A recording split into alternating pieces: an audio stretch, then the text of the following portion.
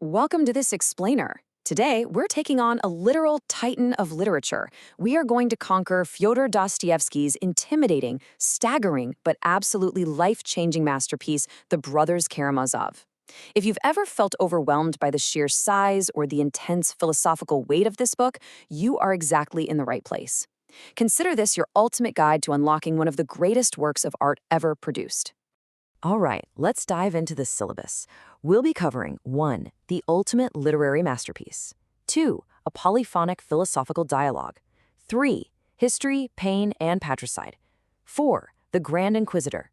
5. Reading as spiritual vision. And finally, 6. Practical guide to reading. So, Section 1, the ultimate literary masterpiece. Before we unpack how this whole thing works, we've got to talk about its sheer prestige. I mean, Sigmund Freud literally called it the most magnificent novel ever written. And he definitely wasn't alone. Since it came out in 1880, it's been an absolute favorite for some of history's greatest minds. We're talking Albert Einstein, Virginia Woolf, James Joyce, Kurt Vonnegut. They all revered it. William Faulkner famously kept rereading it over and over, putting it right up there on the shelf next to the Bible and Shakespeare. It's that good. It just completely penetrates the very core of the human condition. Moving on to Section 2, a polyphonic philosophical dialogue. Now, to really get this book, you have to understand how it's built. And this brings us to the idea of polyphony, a term famously applied to Dostoevsky by the critic Mikhail Bakhtin. See, when you're reading this, it doesn't feel like a single author is just dictating some neat, tidy moral lesson at you. No way. Instead, it feels like this massive, chaotic din of competing voices.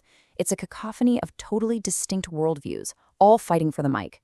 Bakhtin noted that these characters possess an unfinalizability, meaning they aren't just boxed in by the plot.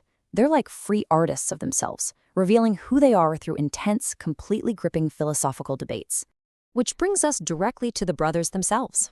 Yes, they feel incredibly real and psychologically robust, but they're also deeply allegorical. Put them together, and they form this grand synthesis of humanity. You've got Dmitri, the sensualist, right? He's all body, all flesh. Then there's Ivan. He's the pure intellect, the reason, the endless doubt. And Alyosha, he represents the spirit. Oh, and we absolutely can't forget the father, Fyodor. He gave the brothers his name, and he is a total mess. Vital and amusing, sure, but completely reprehensible. Dostoevsky actually said that we are all Fyodor, which kind of forces you to ask, how much of this deeply flawed guy is hiding inside us? All right, Section 3, History, Pain, and Patricide. So let's pivot to the incredibly turbulent real-life history that forged this story. You know the saying that great art comes from profound suffering? Well, this timeline absolutely proves it. Look at the 1850s. Dostoevsky was literally bound and dragged in front of a firing squad for a terrifying mock execution before being sent to hard labor in Siberia. Just unimaginable stress. Then, in 1861, Russia frees its serfs, sparking this massive, painful national identity crisis between Western liberal ideas and Russian orthodoxy. But the most heartbreaking blow came in 1878, when his 3-year-old son, Alyosha, tragically died from an epileptic fit. There is just this deep river of pain running straight through the book. He took all that immense personal grief and poured it into the novel, even giving his most pure, idealistic character the exact same name as his lost son. And all of that tension, the historical stuff, the personal trauma, it all boils down to one central event, a parricide, the murder of the father. Ultimately, this is a story about a fractured, broken family acting as a microcosm for a fractured society. But that central murder forces us to look in the mirror too. It's about ultimate culpability. The book is constantly asking us, hey, if we're all connected, does that mean we're all guilty? Having ultimate free will means taking responsibility not just for your own actions, but literally for the sins of the entire world. Next up, Section 4, the Grand Inquisitor. Okay, we've officially reached the absolute intellectual and emotional peak of this explainer, and it all stems from one agonizing question that we've all asked at some point. Why do bad things happen to good people? Why on earth do innocent children have to suffer? Well, Ivan, the intellectual brother, uses this to build an incredibly powerful argument against the Christian faith. He basically says that the burden of free will, that heavy pressure to constantly choose good in a world overflowing with pain, is just way too difficult for mankind to carry. He demands to know, What kind of benevolent God would hand humanity this agonizing freedom, knowing full well that so many of us are going to fail? To make his point, Ivan tells this amazing story where Christ returns to 16th century Spain, and he immediately gets locked up by the Grand Inquisitor. The Inquisitor brings up the famous biblical story of Christ in the desert, where he rejected Satan's 3 temptations: bread for hunger, miracles, and earthly power. Now, the Inquisitor tells Christ, "You made a mistake. By rejecting those things, Christ secured free will for humanity." But the Inquisitor argues he should have just taken the deal. Give people security and happiness instead of freedom. He's saying people don't actually want to be free. They want the comfort of a strong authority, the certainty of magic tricks and miracles, and, just to have full bellies. It's wild, right? Dostoevsky basically crafts what might be the strongest, most compelling argument for atheism in all of world literature. So how does Christ respond to this absolute intellectual takedown? He doesn't say a word. Words just aren't enough.